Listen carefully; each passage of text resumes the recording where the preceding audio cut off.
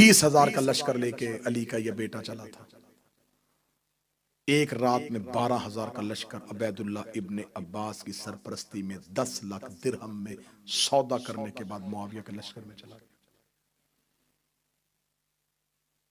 4,000 ने इमाम हसन का खुद खैमा घेर लिया, अकेले बच गए। और अली के बेटों ने हिफाजती हिसार में लिया हुआ था इमाम हसन को। मदाइन में जाके मुख्तार के चाचा जो मदाइन का गवर्नर था उसके घर जाके पनाह ली। जब इमाम हसन मदाइन पहुंचे हैं तो इतने जख्मी हो चुके थे कि इमाम हसन की रान में खंजर था, मुसल्ला नीचे से खींच लिया गया था। साथ देने वाले इमाम हसन को क्या कह के बुला रहे थे? अस्सलामु अलैका या मुज़ल्लिल मोमिनीन, ऐ मोमिनों को जलील करने वाले तुम पर हमारा सलाम। इतना तन्हा कर दिया रसूल का बेटा। बहुत दफा जहर देने की कोशिश की लेकिन साबित ना हो सकी, कारगर ना हो सकी। फिर आखिरी जहर रूम से मंगवाई गई।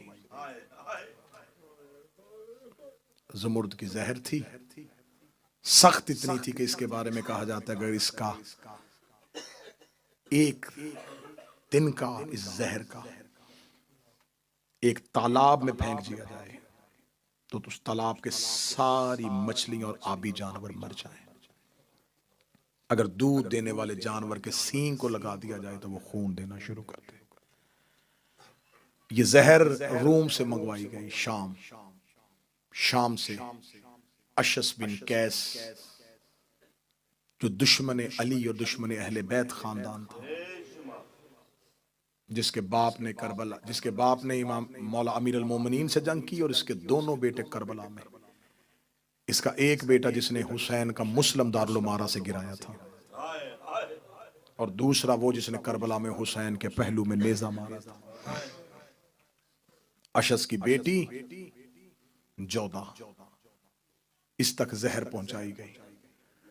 अगर तू ये काम कर ले तो लाखों दिरहम और यजीद के साथ तेरा अक्द और तुझे मुमलकत इस्लामिया की मलका बना दिया जाएगा।